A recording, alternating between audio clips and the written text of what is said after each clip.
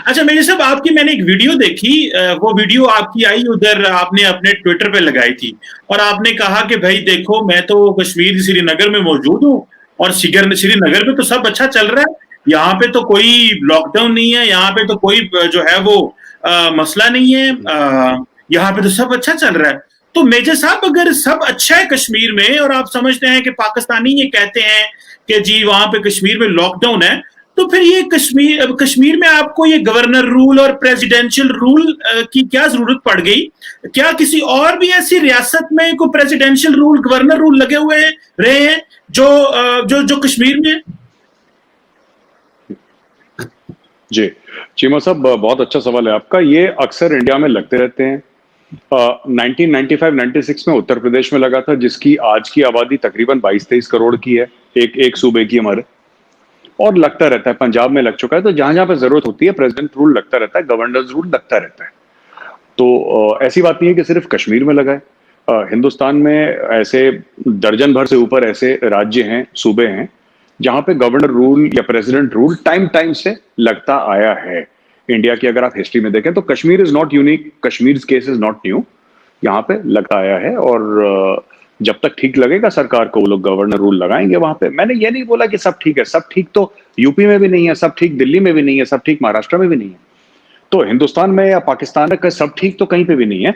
बस मैंने एक लिमिटेड पॉइंट ये था कि जो लोग कह रहे हैं ना पाकिस्तान में कि साहब वहां से घर से लोग नहीं निकल पा रहे और सब मतलब सब घर के अंदर बंद हैं और ये सब है, तो मैंने बोला साहब घर के अंदर बंद नहीं है, ये यहाँ पे ट्रैफिक जाम लग रखा है, मैं खुद फंस रखा हूँ ट्रैफिक जाम में। तो लोग घर से बाहर निकल रहे हैं और लोग जा रहे हैं अपने कामकाज में, दुकानें खुली हैं, लोग अपना जैसे जीवन व्यतीत करते हैं, अपनी जिंदगी चलाते हैं, कर रहे हैं वो। और मसले कश्मीर में जैसा आप कह रहे हैं मसले हैं, मसले बिल्कुल मसले। मैं नोएडा में रहता हूं, मैं यहाँ पे मसले हैं, मसले हर जगह इंडिया में। मेरे साहब, जो इंपॉर्टेंट चीज मैं आपसे पूछना चाहता हूं वो ये है कि आपने कहा गवर्नर रूल लगते रहते हैं, प्रेसिडेंशियल रूल लगते रहते हैं। भाई ये तो ठीक हो गया, लगते रहते हैं, लेकिन जैसा मेरे ख्याल 1996 के बाद पहली दफा कश्मीर में जो है वो आपने प्रेसिडेंशियल रूल लगाया। मुझे ये बताएं कि इंडिया का एक आर्टिकल है, article 19A of the constitution, मेरा ख्याल है पाकिस्तान में भी ऐसी है, जो फ्रीडम ऑफ एक्सप्रेशन की बात करता है, जो अपनी मर्जी की बात करता है। तो आप नहीं समझते, हमने ये बात पहले तक बड़ी दफा की है, ये कोई पहली दफा बात नहीं हो रही, आप नहीं समझते क्या मेजर साहब कि अंडर आर्टिकल 19A सारे भारत के लिए एक कानून हो और कश्मीर के लिए एक कानून हो? तो इंडिया जैसा मुल्क जो अपनी वेस्ट में क्रीडेंशियल शो करता है कि we are the largest democracy, आप जब मगरब में जाते हैं तो कहते हैं हम इतनी बड़ी एक्सरसाइज करते हैं कि हमें एक वोट के लिए भी अगर पहाड़ों के उधर, समंदरों के उधर जाना पड़े तो हम उस बंदे के लिए जाते हैं। So why these two standards? आप मगरब को कैसे जस्टिफाई कर पाते हैं इस तरह की चीजें? जी चीमा साहब, पहली बात, हम मगरिब को जस्टिफाई करने का हमें कोई इंटरेस्ट नहीं है। मगरिब खुद ही हमसे इंप्रेस होता है, हम तो कभी नहीं गए मगरिब में इंप्रेस होने के लिए, ठीक है ना, कि गोरे को इंप्रेस करेंगे फिर गोरा हमें सर्टिफिकेट देगा।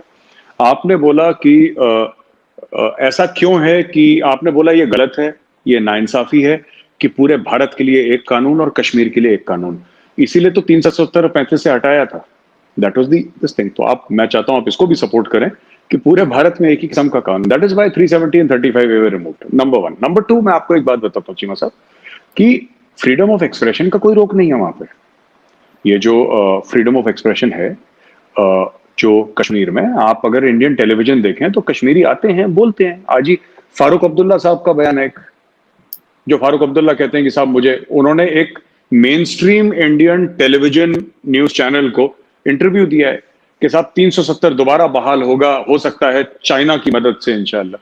पता नहीं क्या उम्मीद रखते हैं वो चाइना से, है ना।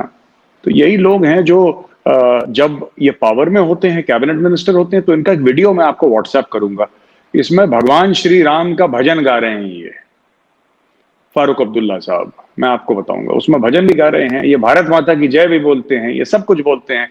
और इनको अगर हटा दीजिए, देखिए मैं आपको बात बताता हूं, दो जो पार्टीज हैं चीमा साहब कश्मीर में, ठीक है, एक तो पीडीपी है जो मुफ्तीज की है और एक नेशनल कॉन्फ्रेंस है जो कि अब्दुल्लाज की पार्टी। ये फैमिली रन कंसर्न्स हैं, ये प्राइवेट लिमिटेड कंपनीज हैं जिसमें बेटे से बाप का बेटा पोता ऐसे ही चलता चला आ रहा है। अभी वो उमर अब्दुल्ला का बेटे को भी तैयार कर रहे होंगे वो लोग कि चौथी जनरेशन बन जाए ये।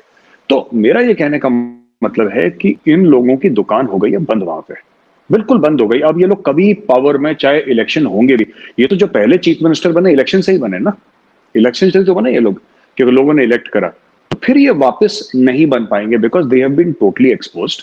और जहां तक इनकी बात है कि साहब ये 370 35 से मैं तो जाता रहता हूं कश्मीर, और मैं अक्सर ये बात कहता हूं लोगों से, अब people, the common person is accepted, he has accepted कि वापस नहीं आने वाला। ये चीज एक्सेप्ट कर लो, जितनी जल्दी होता है बंदा फिर आगे बढ़ सकता है। आप तरक्की की बात करो, आप सरकार को खींचो कि साहब मेरी सड़क ठीक क्यों नहीं, मेरा पानी क्यों नहीं ठीक है, मेरी बिजली क्यों नहीं ठीक है, मेरे बच्चे का स्कूल कहाँ है, मेरी हेल्थ कहाँ है, सेहत का आपने क्या इंतजाम करा है। क्योंकि इन लोगों को तो जितने पैसे मिले थे खा गए, तभी तो मेफेयर के बड़े बड़े फ्लैट्स हुए हैं वहां पे।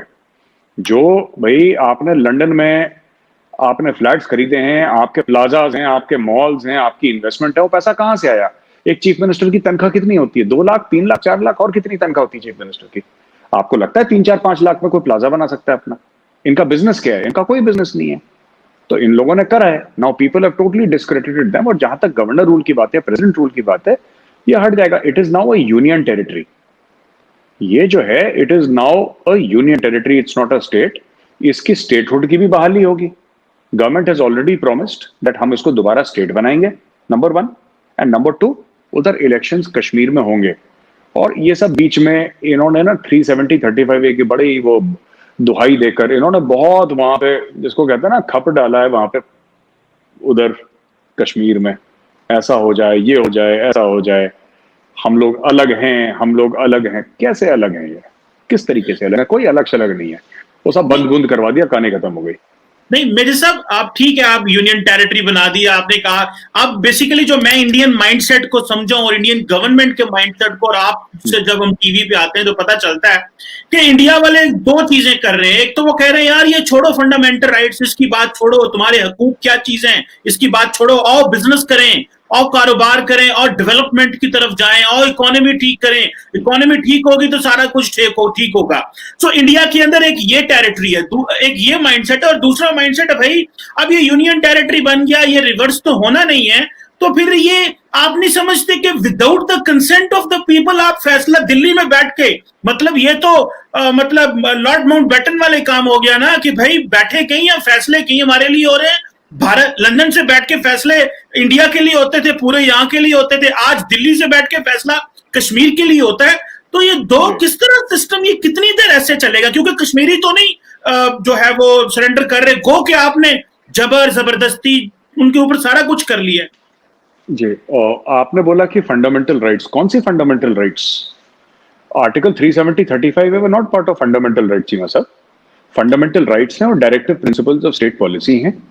और अगर दोनों को देखें, कोई फंडामेंटल राइट वहां पे, right of movement, right of property, right to practise one's religion, freedom of speech, इसमें से कौन सी राइट जो है वो कश्मीरियों की हमने वापस ले ली है? जो कश्मीरियों को हकूक है वही मेरा भी हक है। मैं उत्तर प्रदेश में रहता हूं इस वक्त, तो इसमें कोई वो नहीं है। दूसरी चीज, ऐसी बात नहीं कि लंदन से लॉर्ड माउंटबेटन या ईस्ट इंडिया कंपनी, लंदन एक दूसरा मुल्क था, कश्मीर भारत का हिस्सा है। और सारे फैसले दिल्ली से ही होते हैं, आपके यहाँ इस्लामाबाद से होते हैं। और जो फेडरल स्ट्रक्चर है हमारा, जिसमें कि स्टेट्स हैं और जो सेंटर के बीच में जो रिलेशनशिप है, it is very well thought out. यहाँ पे कश्मीर में हमारे थोड़ा सा सर्कमस्टेंसेस अलग हैं। You cannot treat Kashmir at par with may be a Tamil Nadu और मे बी अ दिल्ली और मे बी अ राजस्थान, क्योंकि Kashmir has seen violence. 42,000 people have died in Kashmir in the past 30 years। तो हमारे लिए बड़ी सीरियस बात है, उसको नॉर्मल लाना। जहां तक आप कहते हैं कि कश्मीरियों ने माना नहीं, तो मुझे नहीं पता चीमा साहब आप लोगों के पास इन्फॉर्मेशन कहां से आती है। मैं तो हर महीने पहुंच जाता हूं वहां पे, अंदर भी जाता हूं गाँव में। ये माना नहीं माना का मसला है ही नहीं। और हमने कभी ये नहीं बोला कि आप अपने हक दे दें और हम आपको इकोनॉमिक प्रोस्पेरिटी दे देंगे। ये तो चाइना वाला मॉडल है साहब, जो आपके वो क्या है, आयरन ब्रदर है चाइना। ये तो चाइना का मॉडल है कि आप लोग मुंह नहीं खोलोगे और हम आपको इतना पैसा दे देंगे, इतने आपके जेब में डॉलर डाल देंगे कि आप लोग। हमने कभी इसको ऐसा नहीं बोला। बात यह है कि creation of job employment opportunities, creation of businesses. एक और चीज बड़ा शुरू में बोला था, मैं इस बार गया, मैंने पूछा 2-3 लोगों से चीमा साहब ना, वहां पे जो टैक्सी वाला है, शिकारा वाला है, ड्राई फ्रूट बेचता है, सैफरन की बड़ी खेती होती है वहां पे, इन सब आम लोगों से जमीन पे। तो मैंने बोला यार आप लोग पिछली बार कह रहे थे कि बड़ा साहब 370-35 से हट गया, अब लोग आएंगे और लोग यहाँ पे ना हमारी जमीनें खरीद लेंगे, है ना। तो मैंने बोला आपके कोई जान पहचान का है, कोई दोस्त, कोई रिश्तेदार, किसी का चाचा, मामा, ताया, जिसकी दिल्ली से कोई आया हो या कहीं पर भारत के किसी भी सूबे से आया हो, जिसने आपकी मतलब किसी ने 250 स्क्वायर मीटर का प्लॉट लिया हो कहीं पे, कोई एक बंदा? कह नहीं साहब कोई नहीं है। तो मैंने बोला बताओ कौन खरीद, किसको इंटरेस्ट है कश्मीर में जमीन खरीदने का? वही चीज मैं बार बार कहता हूँ चीमा साहब, आपकी शो में दोबारा रिपीट करता हूँ, बड़ा चला था पाकिस्तान से भी और इंडिया में भी, कुछ लोगों ने बोला था, ठीक है आप अगर इस्लामाबाद में रहते हैं, ठीक है राइट चीमा साहब, फॉर एग्जाम्पल अगर आप इस्लामाबाद में रहते हैं और आपके पास 2-3 करोड़ रुपए हैं, आप लाहौर या इस्लामाबाद या कराची में घर खरीदना पसंद करोगे कि आप मरी में घर खरीदना पसंद करोगे? मरी में आप साल में जब छुट्टी मिलेगी आप 10-15-20 दिन के लिए जाओगे, पर वही घर अगर आप